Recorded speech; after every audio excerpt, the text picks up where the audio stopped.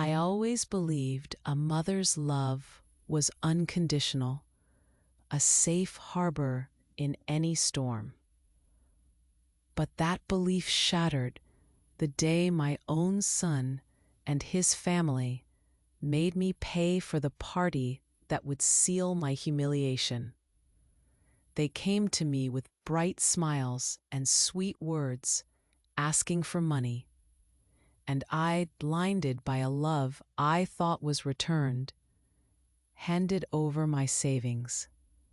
I gave them everything I had.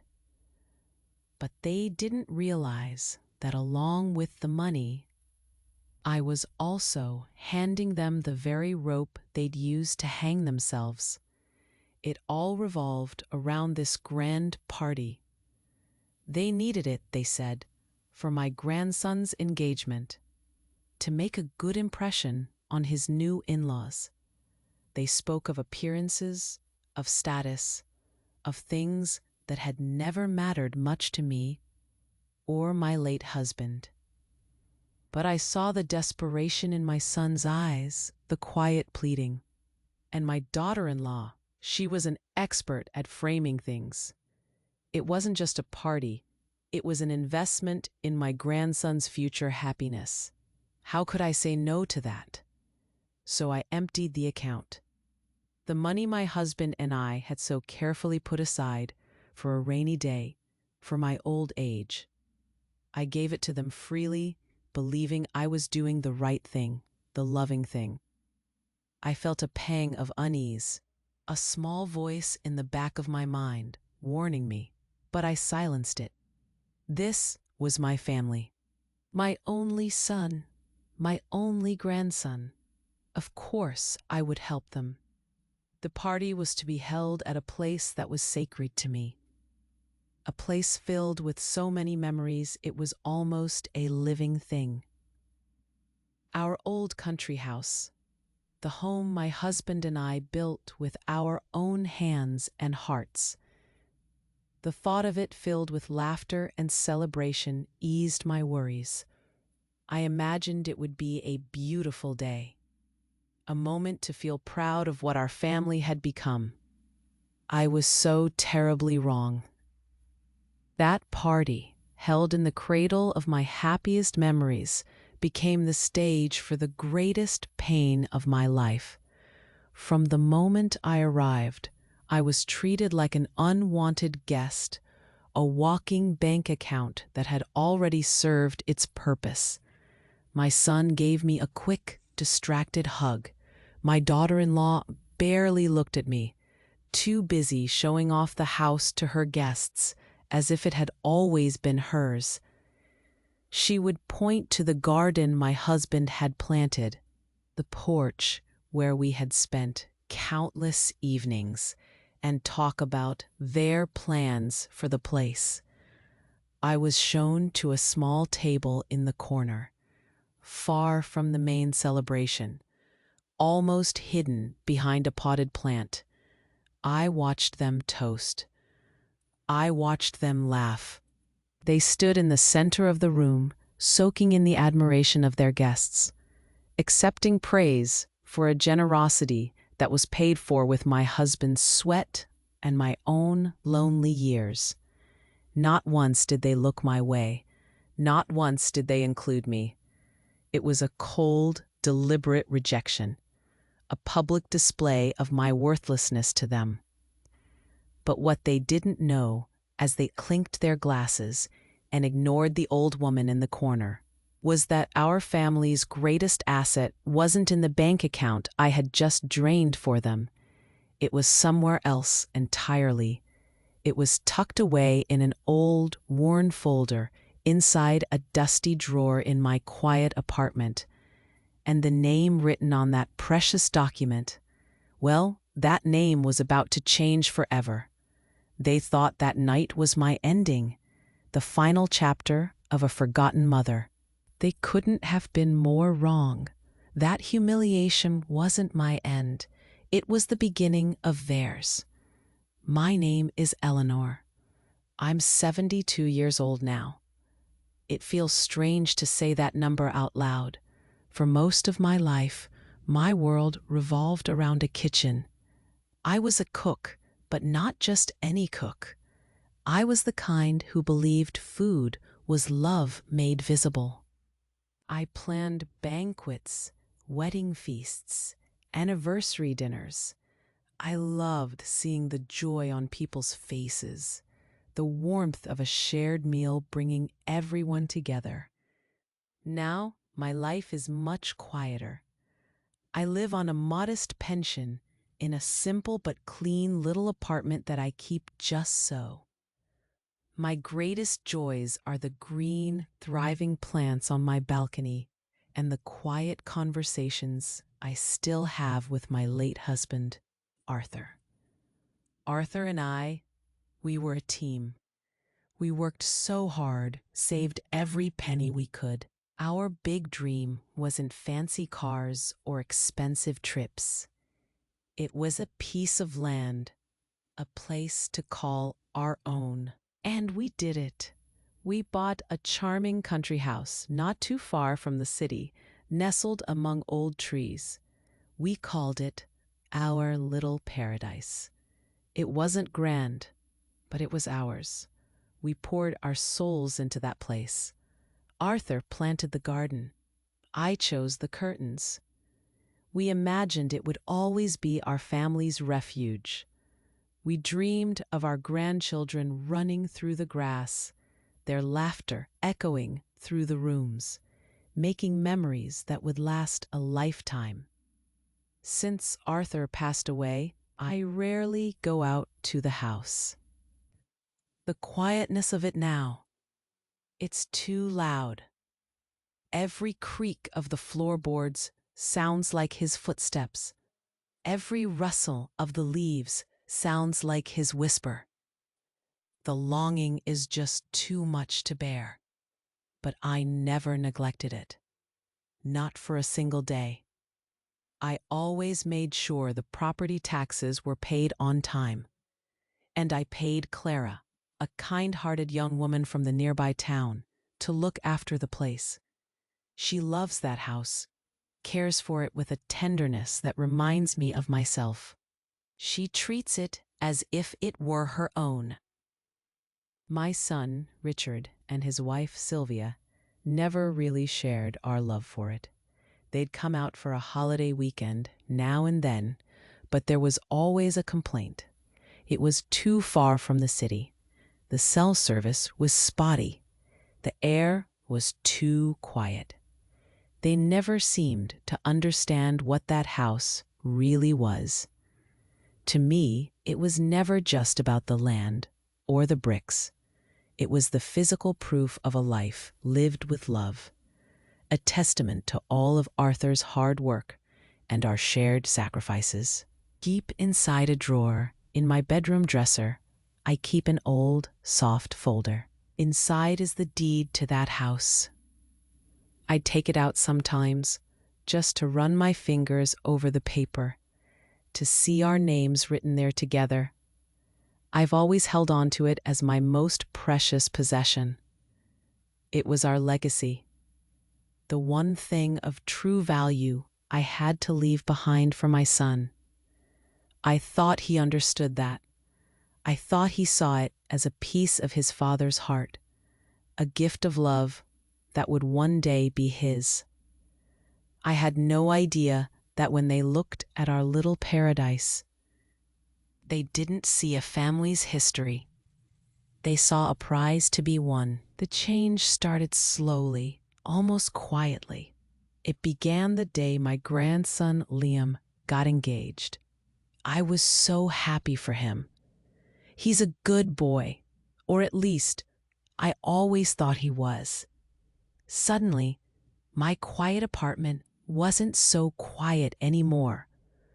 The phone began ringing more often. Richard and Sylvia, who usually found it difficult to visit more than once a month, started showing up at my door every few days. At first, I was thrilled.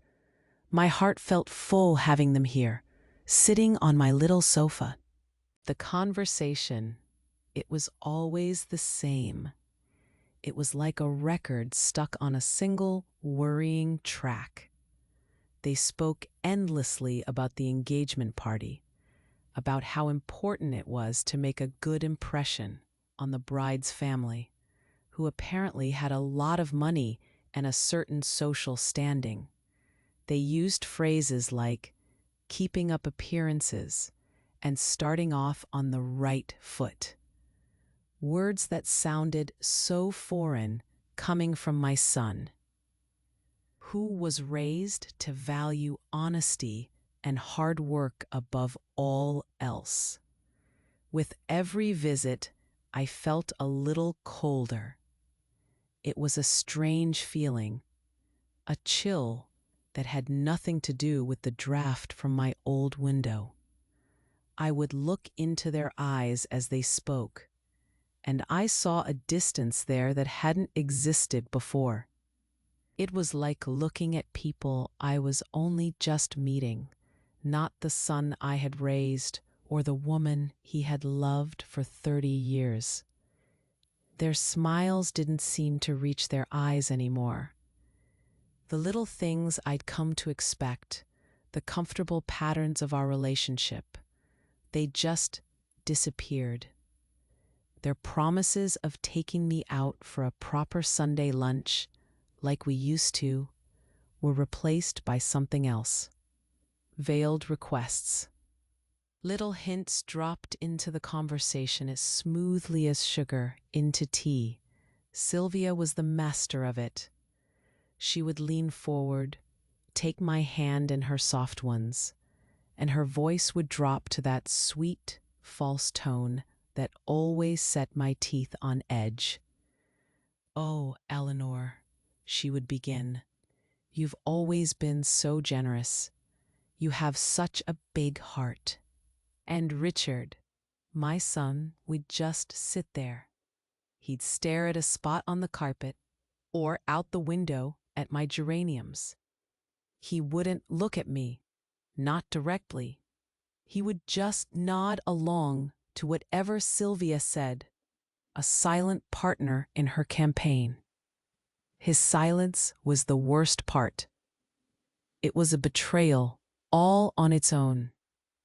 It told me he knew this was wrong, but he was going to let it happen anyway.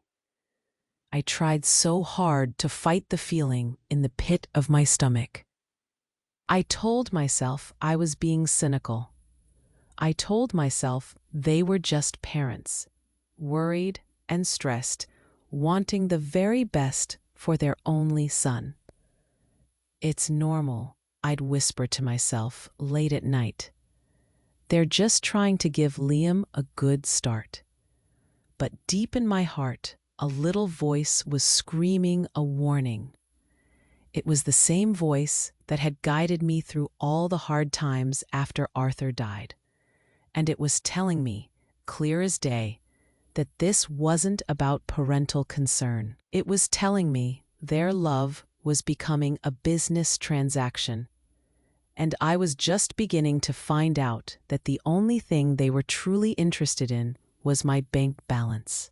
The bomb, when it finally dropped, wasn't loud.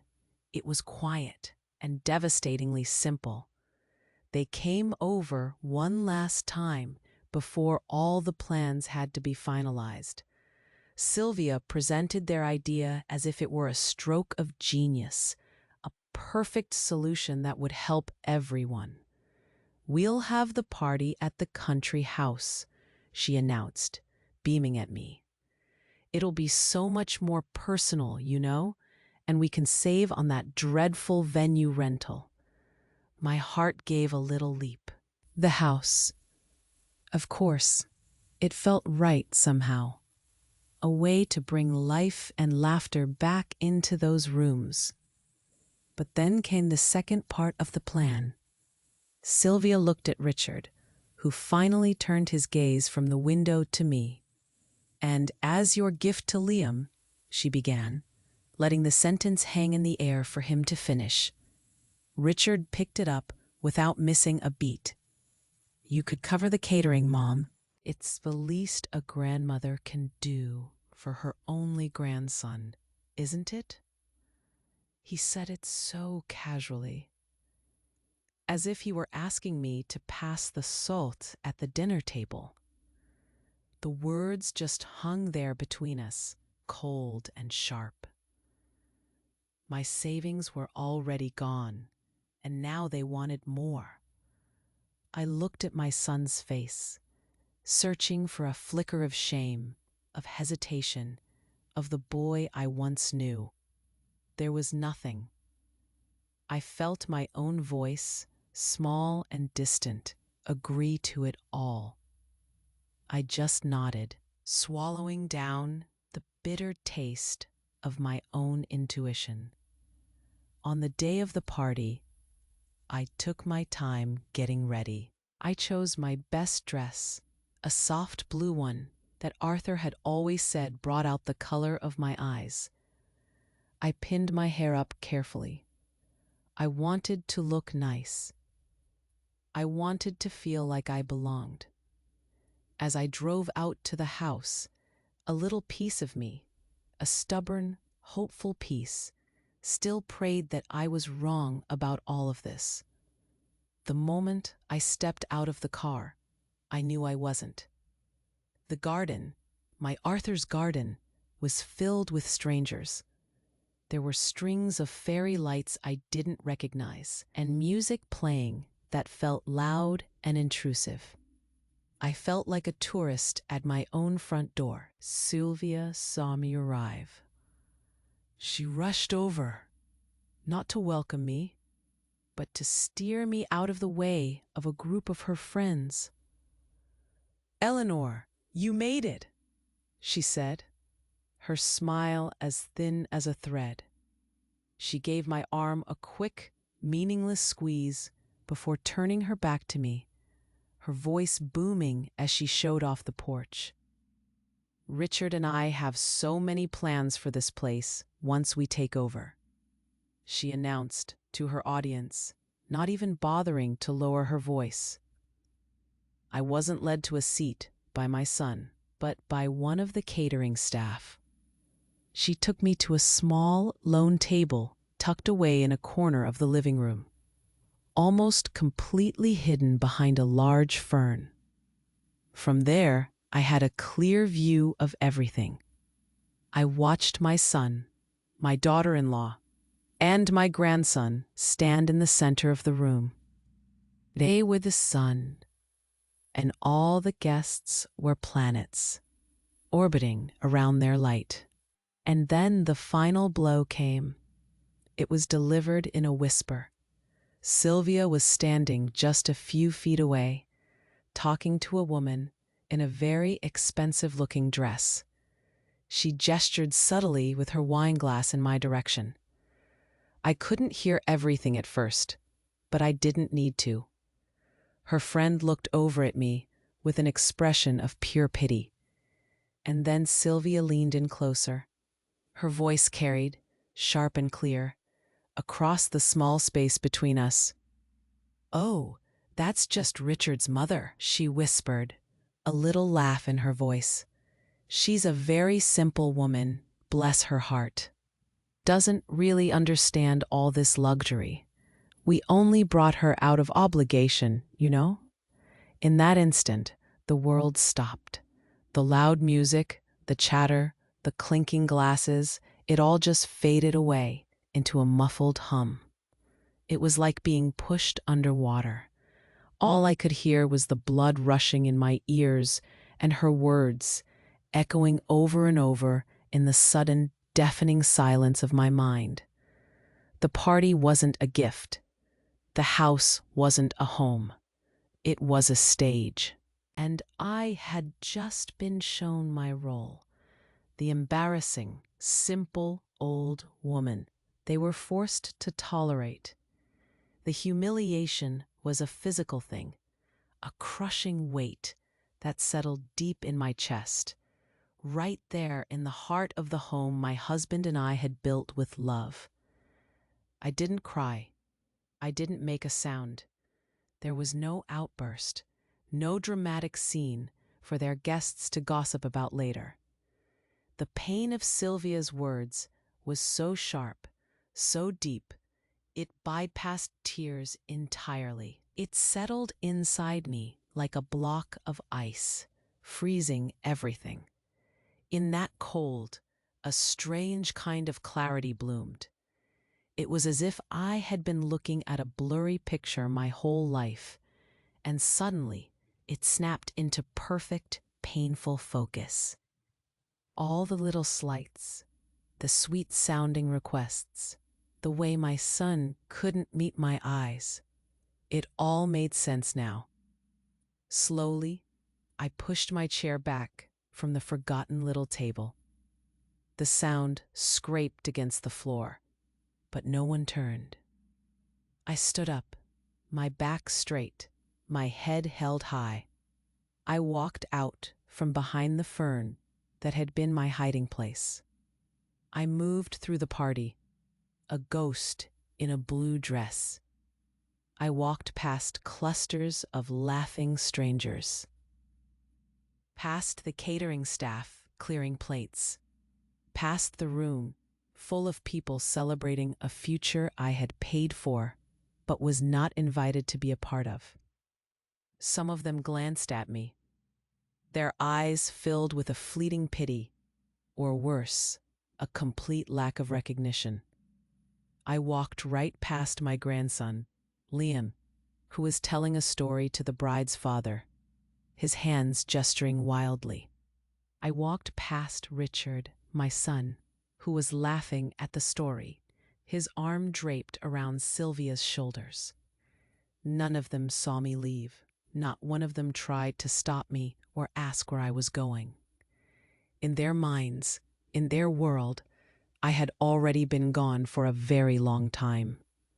I stepped out into the cool night air and closed the door of my own house behind me, leaving their noise and their world behind. In the taxi on the long drive back to the city, I watched the streetlights blur into streaks of gold through the window. I didn't think about the party anymore. Instead, an image of Arthur filled my mind, so clear it was as if he were sitting right there beside me. I remembered the day we signed the final papers for the house. He had taken my hands in his own rough from work, and his eyes were so bright with pride. "Eleanor," he'd said, his voice full of emotion, "this place is our security. It's the proof that all our hard work, all our sacrifices, are worth something real. Never, ever let anyone make you feel small in here."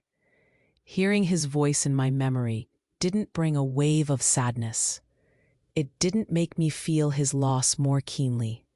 Instead, a fire started to burn where the ice had been. It was a feeling of strength, a forgotten resolve that warmed me from the inside out. Arthur wouldn't have stood for this. And I realized in that taxi that I wouldn't stand for it either. The moment I got back to my quiet apartment, I didn't even take my coat off. I walked straight to my bedroom, to the old wooden dresser that had been ours for 50 years. My hands didn't tremble as I opened the bottom drawer. It squeaked, the same familiar sound it had made for decades. I reached past the neat stacks of old tablecloths and photo albums and pulled out the soft, worn folder. I sat on the edge of my bed and opened it. There it was, the deed to the country house, my name, Eleanor, and Arthur's name, written in elegant official script. In their planning, in their greed and their arrogance, they had forgotten the most important detail of all. They had forgotten that the house, the venue for their grand party, the stage for my humiliation, was mine. It was legally, spiritually, and completely mine. They may have taken my money, they may have tried to steal my dignity that night, but in doing so, they had just given me the greatest gift of all, They had reminded me exactly where my real power was. The days that followed were filled with a silence so thick I could feel it pressing in on me. The phone on my little side table didn't ring. My cell phone, which I always kept charged, showed no new messages. It was as if leaving that party didn't just mean I walked out of a room, but that I walked out of existence entirely. For them, I was gone. The quiet in my apartment, which had once been a comfort, now felt like a judgment. Each tick of the clock was a reminder of my isolation. After 3 days of this deafening quiet, I couldn't stand it anymore. My heart ached for my son. Maybe I had misunderstood. Maybe he was hurt. With a trembling hand, I picked up the phone and dialed his number. He answered on the 4th ring, his voice clipped and distant. I barely got a hello out before he started. His words were cold, each one a tiny sharp stone hitting glass. He said I had embarrassed them. He said I had made a scene by just disappearing like that I had been selfish, and that I had completely ruined my grandson's special moment. There was no concern in his voice, no question of why I had left or if I was okay. There was only accusation. I had failed in my duty. I had been an inconvenience. I didn't defend myself. I just listened, and when he was done, I quietly hung up the phone. The line between pain and numbness began to blur. Another week went by. More silence. I spent the time tending to my plants, rereading old letters from Arthur, holding the folder with the deed in my lap. It felt solid, real. In a world that had suddenly become flimsy and false, she went straight to the point. She said that, well, since I obviously didn't use the country house anymore, and since I was, as she put it, getting too old to manage it all, there was a simple solution. The best thing, she explained, would be to transfer the property into her and Richard's names. "It's just to make things easier, dear," she said, the dear sounding like an insult. "You know, to avoid probate down the line, all that awful bureaucracy." And there it was. The mask didn't just slip. It was torn off and thrown on the ground. It wasn't about a party. It wasn't about my grandson. It was about the house. It had always been about the house. Their greed was no longer hidden behind fake smiles and sweet words. It was out in the open, raw and ugly.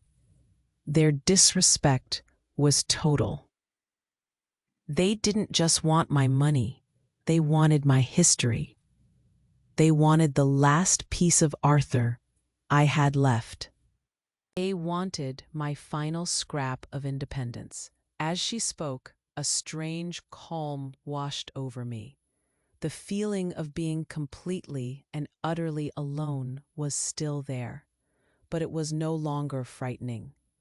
The pain was still a deep throb in my chest, but now it was mixed with something else, something hard and unshakable, a determination I hadn't felt in years.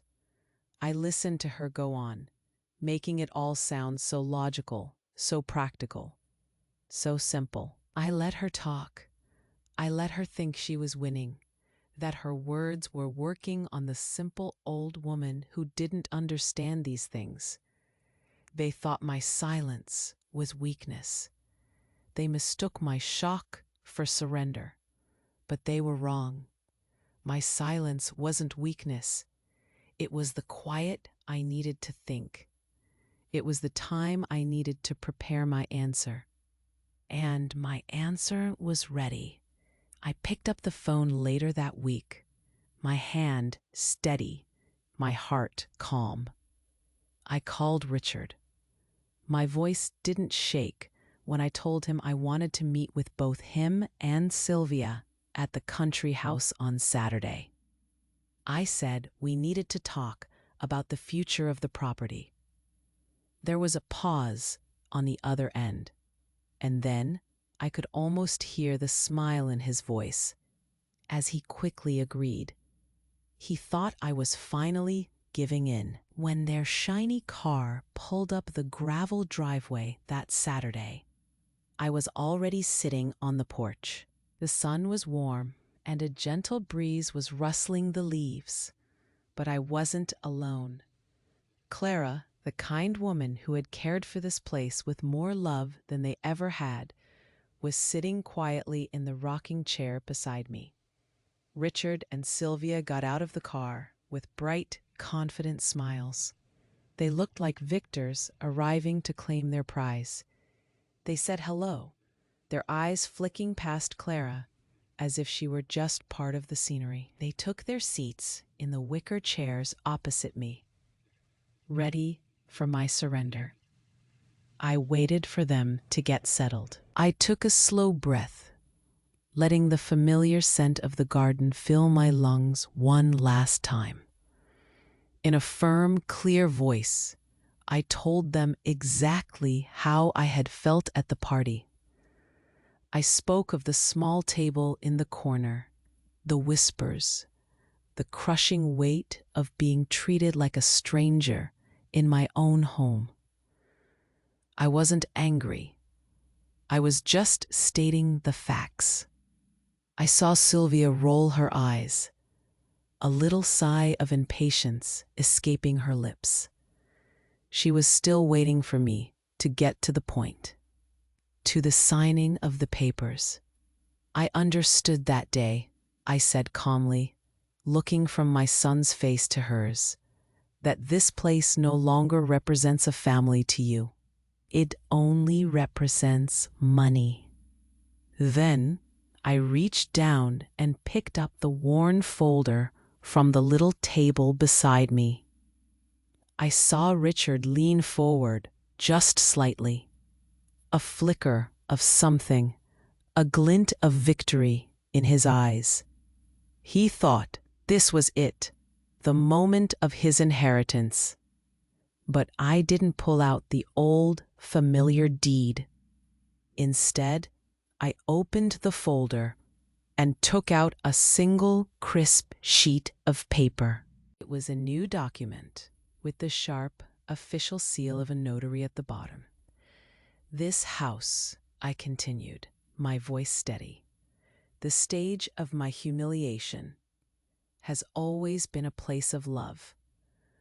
Arthur and I built it with our hearts, and I've decided it should stay that way. I looked at Clara, who gave me a small, supportive nod. Then I turned my gaze back to them. That's why, as of today, this house has a new owner.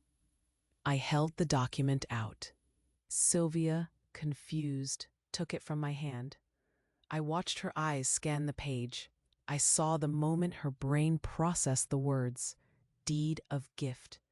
I saw her eyes find the name of the recipient, Clara. The shock on their faces was my answer. The confident smiles didn't just fade. They were wiped clean, replaced by a pale, slack-jawed disbelief. Richard stared at the paper in his wife's hand as if it were written in a language he couldn't comprehend. There were no shouts, no accusations, only a heavy, suffocating silence that was louder than any argument could ever be. In that quiet, broken only by the gentle creak of Clara's rocking chair, I knew. They hadn't just lost a property. They had lost the right to call themselves my family. Today, life goes on. Nothing dramatic has happened since that day on the porch. I didn't get rich or find some new exciting purpose. I'm still here, in my same small apartment, with my green plants on the balcony and my quiet memories. From the outside, you would think nothing has changed at all. But on the inside, everything has. The heavy weight that I carried for so long, the constant pressure of trying to earn their love, of hoping for their approval, of bracing for the next disappointment, it's just gone. I sleep through the night now. I wake up in the morning, and the first thing I feel isn't anxiety, but a simple, quiet peace.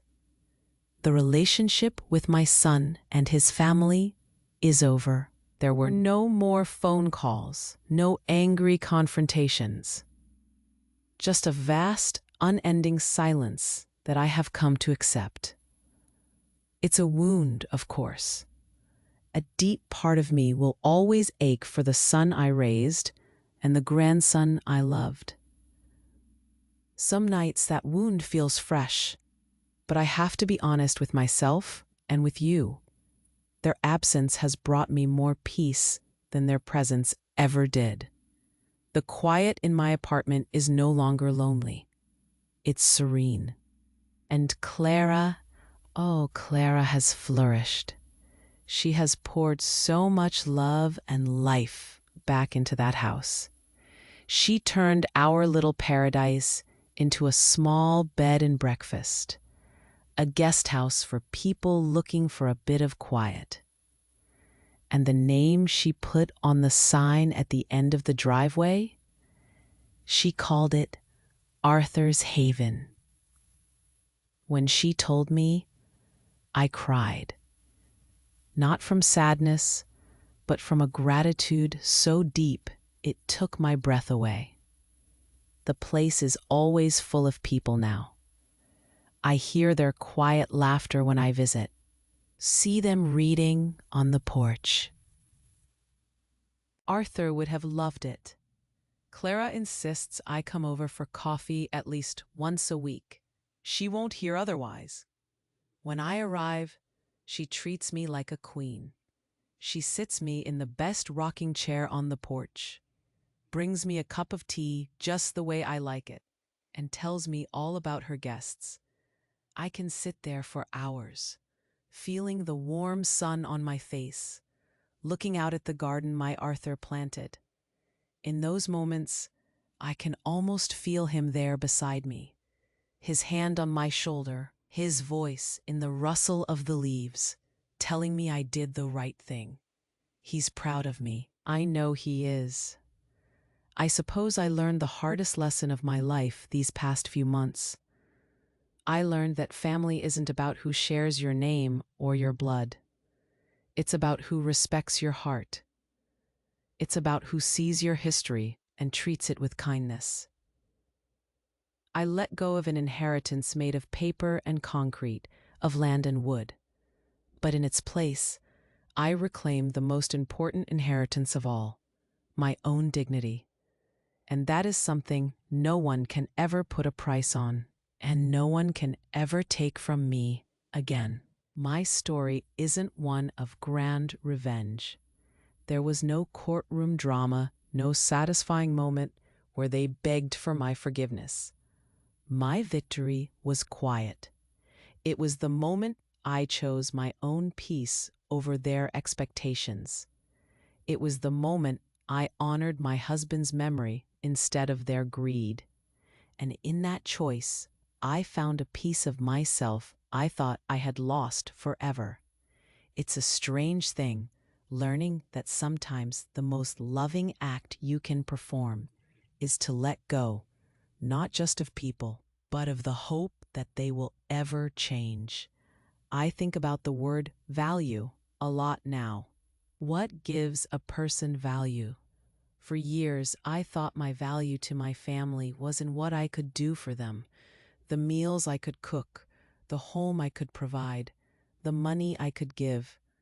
I was a function, a resource, and when they decided the resource was running low, and all that was left was the simple old woman attached to a valuable piece of property, my worth in their eyes vanished.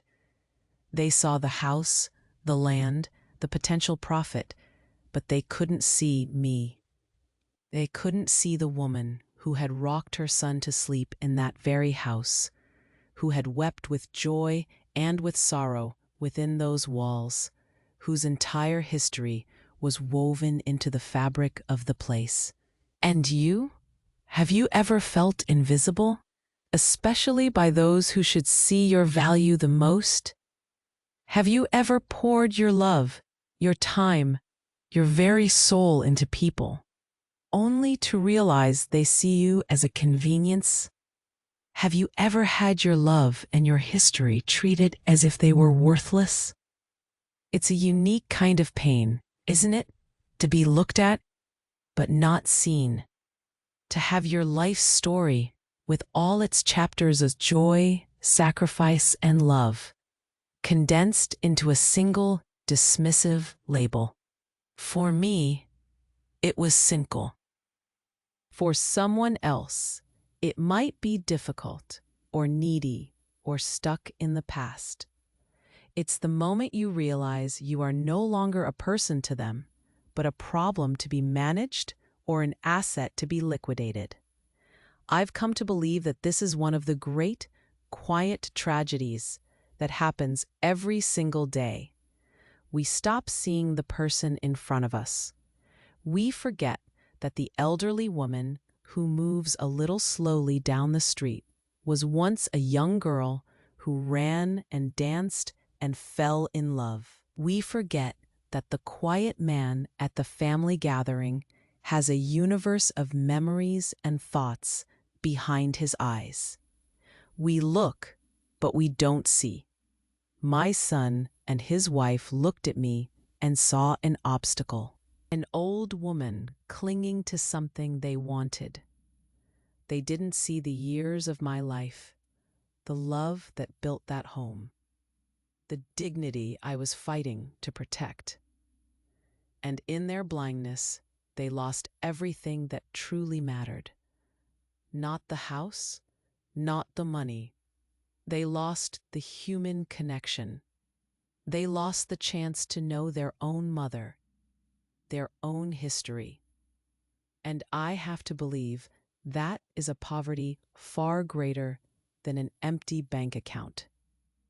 I share the story not for pity, but for the quiet understanding that I know some of you hold in your own hearts. It's a reminder that your worth is not a negotiation. It is not something that can be given to you or taken away by others. It lives inside you, solid and true, even when the world tries to convince you it's not there. My journey wasn't about winning a war against my son. It was about ending the war I was fighting against myself. The war of hoping, of waiting, of trying to be good enough for a love that had long since put a price tag on my head. I don't visit Arthur's Haven every week anymore. Sometimes, just knowing it's there, thriving and full of warmth, is enough. My world has become small again, and I've found a universe within it. My days have a gentle rhythm now. I wake up, I make my tea, and I sit on my balcony. I talk to my plants. I watch the city wake up below me. There is no drama here, no grand gestures. There is just peace. A peace so profound it feels like the quiet after a long, devastating storm. The air is clean. The world is calm. I can breathe again. I finally understand what Arthur meant all those years ago. Our real security wasn't the house itself. It was the strength we built together, the dignity in our hard work, the love that asked for nothing in return. That is the legacy I chose to protect. I let go of the bricks and the mortar, and in doing so, I held on to the soul of the place and to my own. These stories, the ones we carry in our hearts, they are how we know we are not alone. They are threads that connect us across time and distance, reminding us of our shared humanity, of our shared struggles and quiet victories. It's so important to hold on to these connections, to know that someone out there hears you. In a world that moves so fast, it's easy for these threads to break, sometimes without us even noticing. And if you want to keep receiving real stories like this one, pay attention. YouTube might be unsubscribing you without warning. Please check if you are still subscribed to the channel and hit the notification bell. It's a simple way to make sure these small connections aren't lost in the noise. My love for my son hasn't vanished. It has just changed. It's like a star that has burned out. I can still see the faint light of what it once was, but I know the heat is gone forever. And that's all right. I have found a different kind of warmth now. It's in the morning sun on my face. It's in the kindness of a stranger's smile.